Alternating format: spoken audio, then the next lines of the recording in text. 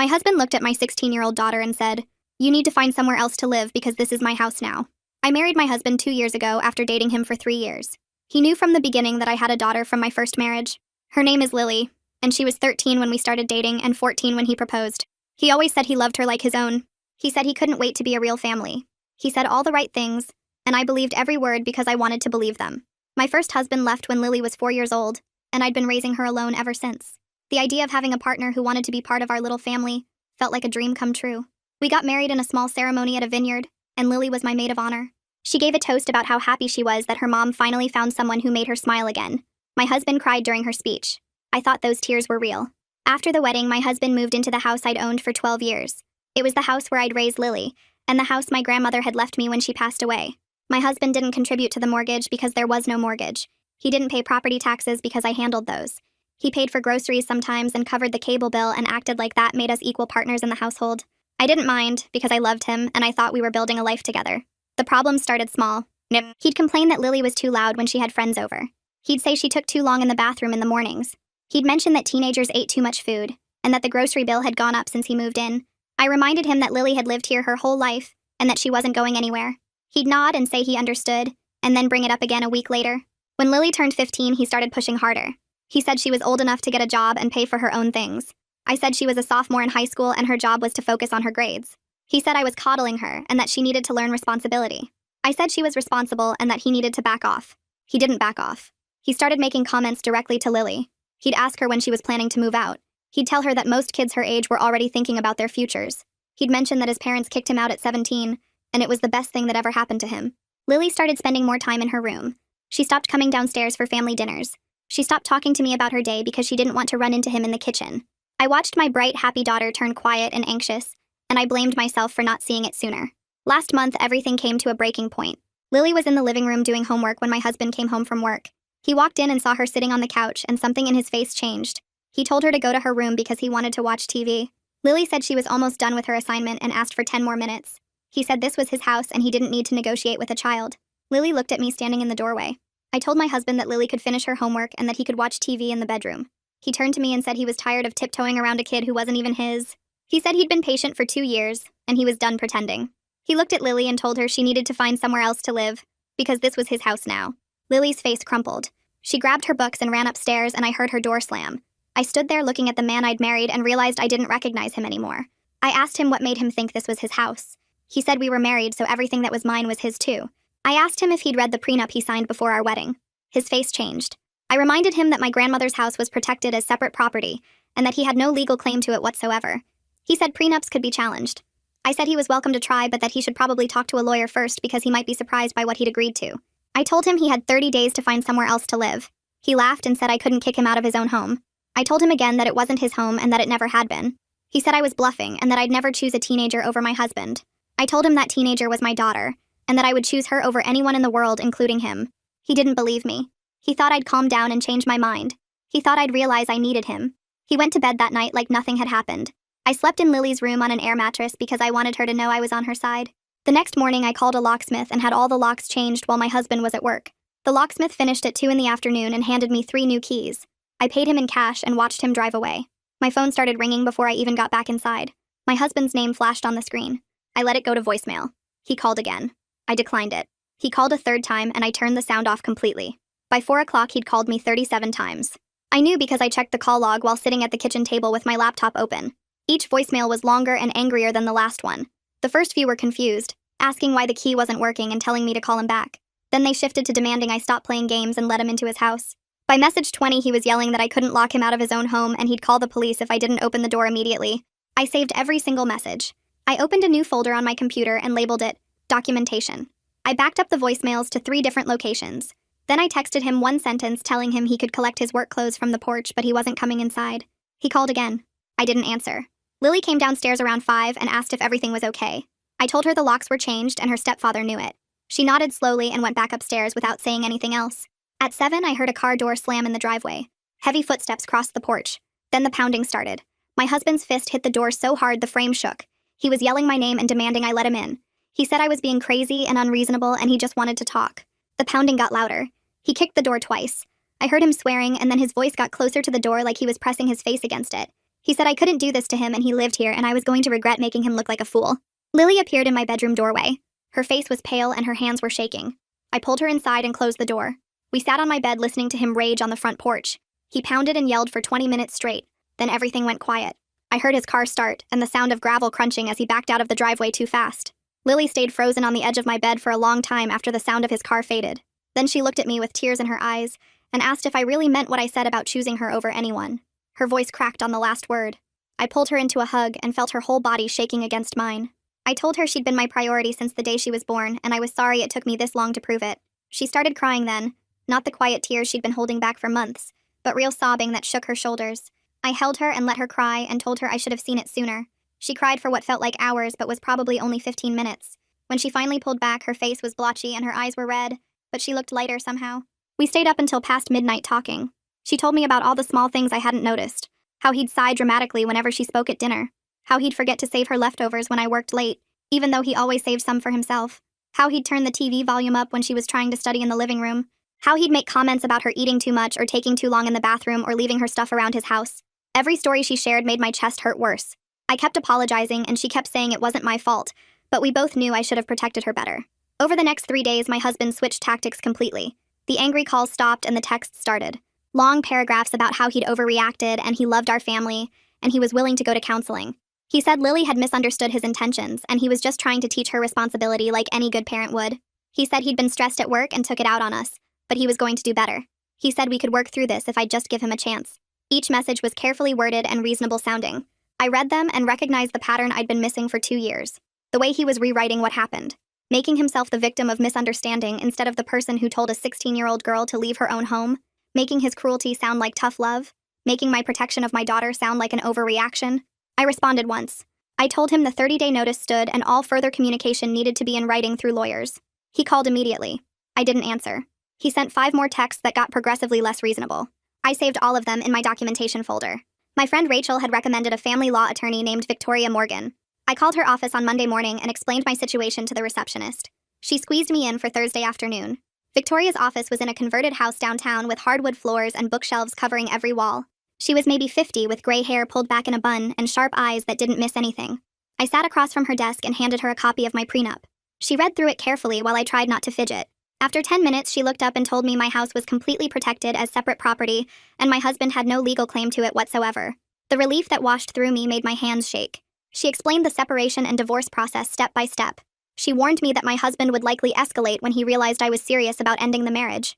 She asked if he'd ever been violent, and I said no, but he'd been emotionally abusive to my daughter. She helped me start documenting everything for a potential restraining order. When I walked out of her office an hour later, I felt scared, but also clear-headed for the first time since I'd said I do 2 years ago. My husband refused to look for a new place or pack any of his belongings. He acted like the 30-day notice was just me being dramatic, and I'd change my mind any day now. He was staying at his friend John's house, but he kept showing up at random times trying to talk sense into me. On day 12, I was making lunch when I heard a key in the lock. My blood went cold before I remembered I'd changed them. The door handle rattled. Then my husband's face appeared in the kitchen window. Lily was sitting at the table doing homework. She froze when she saw him. He tapped on the glass and gestured for me to let him in. I shook my head. He started talking through the window about how teenagers need tough love and structure, and I was doing Lily a disservice by coddling her. His voice was muffled, but I could hear every word. I walked over and physically positioned myself between the window and Lily. I told him to leave immediately. Something in my voice must have gotten through because he actually stopped talking. He stared at me for a long moment, and then walked back to his car without another word. My mother called me that evening. She said my husband had contacted her claiming I'd had some kind of breakdown and kicked him out for no reason. She suggested marriage counseling. She reminded me how hard it was to be a single parent, and how lonely I'd been before I met him. I felt the old guilt rising up in my chest, the fear that maybe I was overreacting, the worry that I was making a terrible mistake. Then I remembered Lily's crumpled face when he told her to leave. I told my mother she didn't have all the information, and I needed her to trust my judgment on this. She went quiet. Then she said she hoped I knew what I was doing and hung up. The conversation left me feeling shaky and uncertain. I called Rachel and told her what happened. She reminded me that my mother hadn't seen what I'd seen, and she didn't know how Lily had been suffering. That helped more than I expected. Victoria had assigned a paralegal named Liam to help with my case. He called me the following week and asked if I wanted to understand my husband's financial situation better. He said it might help explain why he was fighting so hard to stay in my house. I met Liam at a coffee shop near the courthouse. He was younger than I expected, maybe 30, with glasses and a laptop covered in legal aid stickers. He pulled up credit reports and bank statements he'd obtained through discovery requests. What he showed me made everything click into place. My husband had been living beyond his means for years. Credit card debt over $40,000. Car payments on a truck he couldn't afford. Personal loans he'd taken out to cover other loans. His salary was decent, but not enough to support his lifestyle and pay rent anywhere. My house had been subsidizing everything. I'd been providing free housing while he spent his entire paycheck on himself. The discovery made me feel vindicated, but also used. I realized he might have proposed partly because marrying me solved his money problems. Liam printed everything out from my records. I added it all to my documentation folder. 2 days later, I got a call from Lily's school. The counselor's name was Alina Hunt, and her voice was gentle but concerned. She told me that Lily had broken down crying during a college planning session when asked about her home life.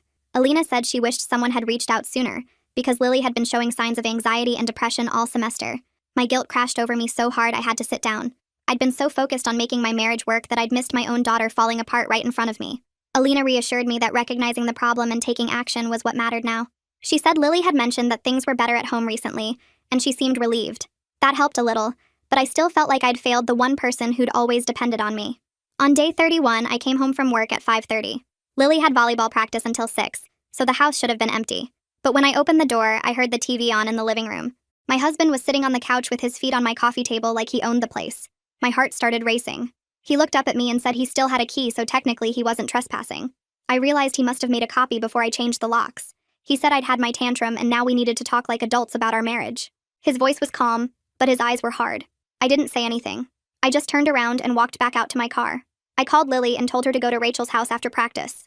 Then I called the police from my car and reported that my separated husband had broken into my home. 2 officers showed up within 20 minutes. I waited in my car until they arrived.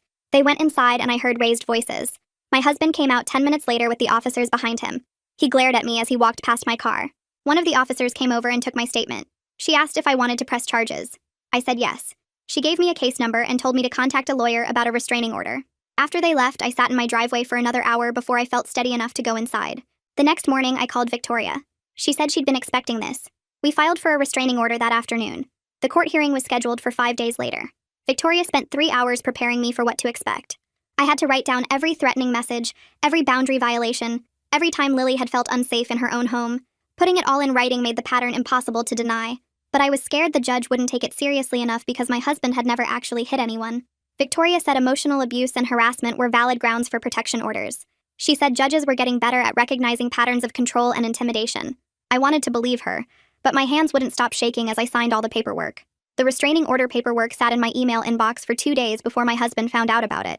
I don't know how he got the information so fast, but he must have been checking court records or maybe his lawyer told him. Within hours of the filing becoming public, my phone started buzzing with messages from people I hadn't talked to in months. The first one came from Sarah, a friend from my book club who I'd gotten close to during the early days of my marriage. She sent a long text about how shocked she was to hear what was happening, and how she always thought we were such a happy couple. She asked if we could talk because she wanted to understand my side of things. I called her that evening and tried to explain the situation without going into too much detail about Lily's experiences. Sarah kept interrupting to say that marriage was hard and that everyone went through rough patches. She said her own husband had said some harsh things over the years, but they worked through it. I realized she wasn't actually listening to what I was telling her. She'd already decided I was overreacting before she even picked up the phone. 2 more friends reached out over the next week with similar messages. They'd talked to my husband, or heard his version from someone else, and they wanted to know why I was being so extreme. One of them actually used the word vindictive when she asked why I was trying to keep him away from his stepdaughter. I stopped responding after that because I knew anything I said would get twisted and shared with people who'd already made up their minds. My brother Jacob called on a Thursday night after he heard about the restraining order through our mother. He didn't ask for my side of the story or question my decisions. He just said he was proud of me for protecting Lily, and that he'd been worried about my husband for a while. I asked him what he meant, and he said there were little things he'd noticed at family gatherings. The way my husband would make comments about Lily's appearance or her friends or her grades. Jacob said he'd almost said something a few times but didn't want to overstep. I told him I wished he had. He reminded me that I probably wouldn't have listened back then because I was still trying to make the marriage work. He was right about that. Jacob told me that anyone who sided with my husband without asking questions wasn't really my friend anyway. He said real friends trusted your judgment and supported your choices even when they didn't understand all the details. That conversation helped more than he probably knew because I was starting to feel like maybe I was the problem. Losing those friendships hurt in a way I didn't expect. These were people I'd shared meals with and confided in and celebrated holidays alongside. Now they were treating me like I'd done something wrong by protecting my daughter. I kept thinking about all the times I'd supported them through their own problems without questioning their decisions. The double standard made me angry, but it also made me sad because it showed me how little they actually knew me. Lily came into my room one night about a week after the restraining order was filed. It was late, almost 11, and I was lying in bed staring at my phone trying to decide whether to respond to another concerned message from someone who clearly thought I was making a mistake. She knocked softly and asked if she could come in. I put the phone down and told her of course. She sat on the edge of my bed and picked at the comforter for a minute without saying anything. Then she looked at me and said she needed to tell me something she'd never told anyone before. My stomach dropped because I knew whatever came next was going to be bad. She started talking about the last 2 years and all the things my husband had done when I wasn't around. He told her she was the reason we couldn't take vacations because she cost too much money. He said it multiple times, always when I was at work or out running errands. He'd bring up how much cheaper life would be without a teenager in the house. Lily said she started feeling guilty every time I bought her new clothes or school supplies because she knew he was keeping track of every dollar spent on her. She told me about the nights when I worked late and my husband would make dinner for himself but forget to save her any. She'd come downstairs hungry and find him eating on the couch, and when she asked if there were leftovers, he'd act surprised and say he thought she'd already eaten. It happened enough times that she started keeping granola bars in her room so she wouldn't have to ask him for food. She described the way he'd sigh whenever she spoke at the dinner table. This long, dramatic exhale like listening to her was physically painful. He did it so consistently that she stopped talking during meals unless I asked her a direct question. She thought maybe she was being too sensitive until she noticed he never sighed when I was talking, only when she was. The full picture of his calculated campaign to make her feel unwelcome in her own home broke something in me. These weren't just moments of frustration or adjustment struggles like I'd told myself. This was deliberate and sustained emotional cruelty designed to push a child out of her own house. I apologized to Lily for not seeing it sooner and for not protecting her the way I should have. She said it wasn't my fault because he was careful to only do these things when I wasn't watching. She said she didn't tell me because she was afraid I'd choose him over her. That admission hurt worse than anything else because it meant my daughter had been living with that fear for 2 years. I pulled her into a hug and promised her that I would always choose her, that there was no universe where I would pick anyone over my own child. We stayed up talking until almost 2 in the morning, and she told me more stories that made me want to go back in time and kick my husband out the day he first made her feel small. The restraining order hearing happened on a Tuesday morning at 9. Victoria met me outside the courthouse at 8:30 to go over everything one more time. She reminded me to stay calm and stick to the facts no matter what my husband said or how he tried to twist things. We walked through security and found seats in the hallway outside the courtroom. My husband showed up 15 minutes later wearing a suit I'd never seen before, probably borrowed or bought specifically for this. He looked reasonable and calm, like a concerned spouse who just wanted to work things out. His lawyer was with him, a woman in her 50s who kept glancing at me with this expression that seemed almost sympathetic. When they called our case, we all filed into the courtroom and took our seats. The judge was a man in his 60s with reading glasses that he kept pushing up his nose. He reviewed the paperwork for a few minutes while we sat in silence. Then he started asking my husband questions about the incident where he'd entered the house after being told to stay away. My husband's voice was steady and polite as he explained that he just wanted to talk to his wife like adults. He said he didn't realize using a key he'd had made months ago would be considered breaking in. The judge asked him about the 30-day notice to vacate and whether he understood that the house belonged to me as separate property. My husband's mask slipped a little bit. He referred to my house as our marital home and said that marriage meant sharing everything. Victoria had warned me this would happen, that his sense of entitlement would show through once he started talking. The judge asked him why he thought he had a right to enter a home he'd been explicitly told to leave. My husband said he was just trying to prepare his stepdaughter for the real world and that I was being overprotective. He called Lily difficult and disrespectful. He said she needed to learn that life had consequences and that I was doing her a disservice by coddling her. The judge's expression changed when my husband started talking about Lily. He asked my husband to clarify what he meant by preparing a 16-year-old for the real world by telling her to find somewhere else to live. My husband tried to backtrack, but the damage was done. His entitlement was right there in the open for everyone to see. The judge granted a 6-month restraining order and ordered my husband to stay away from both me and Lily. He said any violation would result in immediate arrest. Walking out of the courthouse, I felt like I could breathe for the first time in weeks. Victoria squeezed my arm and said that went as well as we could have hoped. My husband and his lawyer left through a different exit. I didn't see him again that day. The next problem came when I tried to take my husband's name off the utility accounts. I'd assumed it would be simple since the accounts were originally in my name and the house was my property. But when I called the electric company, they told me they needed both signatures to remove an authorized user. I explained that we were separated and he'd been ordered to stay away from me. The customer service representative said she understood, but company policy required both signatures. I asked to speak to a supervisor. The supervisor repeated the same policy. I spent 3 hours on the phone that day getting nowhere. Liam helped me figure out a workaround. He drafted affidavits stating that I was the sole property owner and that my husband had added his name to the accounts without my permission. We attached copies of the deed, the prenup, and the restraining order. Then Liam called the utility companies himself and worked his way up the chain until he found someone willing to review the documentation. It took 3 weeks of frustrating phone calls and multiple rounds of paperwork. The electric company finally removed his name after 2 weeks. The water company took longer because they had different verification procedures. Every time I thought we'd cleared the last hurdle, another requirement would pop up. My husband refused to cooperate out of spite, ignoring calls from the utility companies and refusing to sign anything his lawyer sent over. He was leaving bills in limbo, hoping it would force me to contact him directly. Liam warned me not to take the bait. He said my husband was looking for any excuse to claim I'd violated the restraining order or to reestablish communication. Eventually, we got everything straightened out, but it took way more time and energy than it should have. I reclaimed full control of my household utilities and had all the account numbers changed, so my husband couldn't access any information about my usage or billing. 2 weeks after the restraining order hearing, Victoria called to tell me my husband's lawyer had sent over a letter. I asked if it was about the divorce, and she said not exactly. She read it to me over the phone.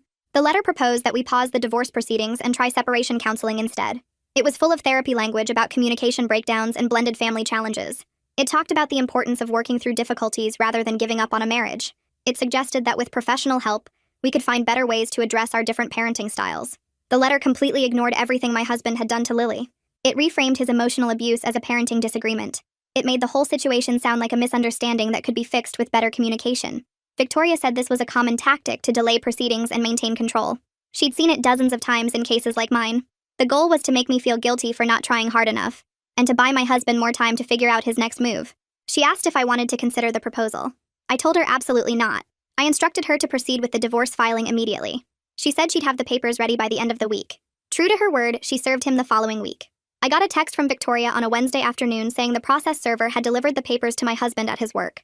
I felt a strange mix of emotions when I read that message. Part of me was relieved that we were moving forward. Part of me was terrified of what came next. Filing for divorce made everything feel both real and final in a way that changing the locks and getting the restraining order hadn't. This was the official end of my marriage, documented in legal paperwork and court filings. My husband had 30 days to respond, and Victoria expected him to fight over property division, despite the prenup clearly protecting my assets. She said people like him didn't give up easily, even when they knew they had no legal ground to stand on. I spent that weekend going through wedding photos and cards. I'd stored them all in a box in my closet and hadn't looked at them since the first anniversary. I sat on my bedroom floor and went through each photo, each card, each memento, from a day that was supposed to be the start of our future together. In the wedding photos, my husband looked happy, and I looked hopeful. Lily looked beautiful in her maid of honor dress. We all looked like people who believed in the promises being made. I read through the cards from friends and family wishing us a lifetime of happiness. I found the toast Lily had written about how glad she was that her mom finally found someone who made her smile again. Looking at all of it with the knowledge I had now felt like watching a different person's life. The future I'd imagined when I said I do had never existed outside my own hopeful imagination. The man I'd married wasn't who I thought he was. Maybe he'd hidden his true nature during our dating years. Or maybe I'd been so desperate for partnership that I'd ignored the signs that were there all along. Either way, the marriage I was mourning wasn't real. It was a story I'd told myself about who we were and what we could be. The actual marriage, the one where my husband slowly pushed my daughter out of her own home while I made excuses for him, that marriage deserved to end. I put the photos and cards back in the box and stored it in the garage.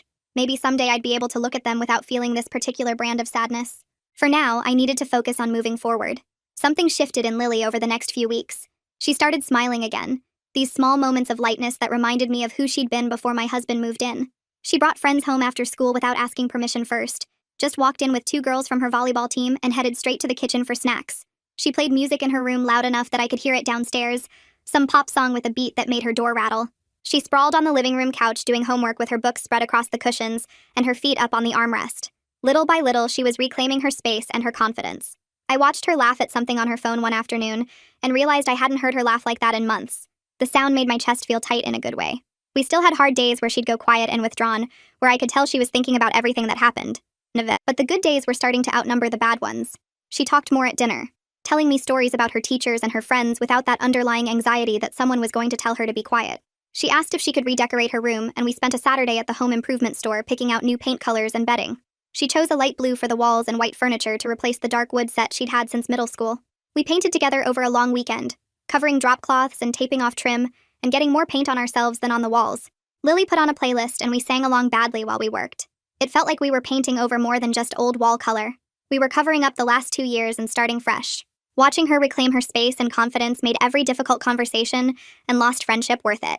We weren't all the way back to where we'd been before I met my husband, but we were heading in the right direction. The house felt lighter somehow, like a weight had been lifted that I hadn't fully realized we were carrying. I started thinking about the early days of dating my husband, trying to pinpoint when I should have known better. The red flags had been there if I'd been willing to see them. Small comments about Lily that I'd dismissed as adjustment struggles. Jokes about teenagers being expensive that I'd laughed off because I thought he was just being funny. The way he'd suggest activities that were just the two of us, framing it as important couple time, but really excluding Lily from our plans. I'd been so grateful for adult companionship after years of single parenting that I'd minimized every concern. I'd made excuses for behavior that should have alarmed me. When he complained about Lily being too loud, I told myself he just needed time to adjust to living with a teenager. When he suggested she get a job at 15, I convinced myself he was trying to teach her responsibility. I'd reframed every red flag as a misunderstanding or a difference in parenting styles rather than seeing the pattern of someone who resented my daughter's existence. Part of me wanted to beat myself up for being so blind, but my therapist helped me understand that recognizing manipulation didn't mean I was stupid for falling for it. She said people like my husband were skilled at presenting themselves as exactly what you needed. They said the right things and showed you the version of themselves that you wanted to see. The fact that I'd eventually recognized the truth and taken action was what mattered. I was learning to forgive myself for the mistake while still acknowledging the harm it caused Lily. That balance was hard to find. Some days I felt okay about my choices, and other days I felt crushing guilt for not protecting her sooner. But I was working through it, trying to be gentler with myself while also holding space for the reality that my decisions had consequences. Understanding that I'd been manipulated didn't erase those consequences, but it helped me move forward without getting stuck in shame. 3 months after I changed the locks, Victoria called with unexpected news. My husband's lawyer had contacted her to say they were accepting the divorce terms without contest. He wasn't going to fight over property division or try to claim any part of the house or my other assets. He just wanted the process over as quickly as possible. Victoria said she was surprised because she'd expected him to drag things out for months. I asked what changed, and she said she didn't know for sure, but suspected he'd finally talked to a lawyer who explained exactly how ironclad the prenup was. Whatever the reason, he'd given up. The divorce would be finalized in 60 days, ending a 2-year marriage that never should have happened. I felt relief more than sadness when Victoria gave me the news. There was a small part of me that felt something like grief for the future I'd imagined, but mostly I just felt ready to move on, ready to close this chapter and focus on rebuilding the peaceful home Lily and I had before I'd complicated everything by getting married. Victoria said she'd send over the final paperwork for me to review and sign. After that, it was just a matter of waiting for the court to process everything and issue the final decree. She congratulated me on getting through one of the hardest things a person could go through. I thanked her for all her help and told her I couldn't have done it without her guidance. After we hung up, I sat in my car for a few minutes just breathing. It was almost over. Soon my husband would be officially out of our lives, and Lily and I could really start fresh. Lily and I developed new routines over those last 2 months of waiting for the divorce to finalize. Sunday mornings became pancake time, where she'd request different mix-ins and I'd try to accommodate whatever combination she came up with. We had chocolate chip and blueberry, and once she asked for peanut butter chips, which turned out better than expected. Friday nights were movie nights where she picked the film and I supplied the popcorn and candy. She chose everything from old comedies I'd never heard of to horror movies that made me cover my eyes. We talked more openly now about everything from the school drama to college plans to boys she thought were cute. She told me about her friends and their problems and asked for advice on things she never would have brought up when my husband lived here. Our relationship wasn't magically perfect, because we still had disagreements about curfew and homework and cleaning her room. But there was trust again in a way there hadn't been for 2 years. She knew I would always choose her over anyone else. She knew this was her home and nobody was going to push her out of it. We were learning to be a family of 2 again, and it felt right in a way that the family of 3 never had. The house was peaceful, Lily was happy, I was healing, we were going to be okay. The divorce finalized on a Tuesday morning in late January. Victoria called me at work to say the judge had signed the papers and it was officially done. No dramatic courtroom scene or last-minute arguments.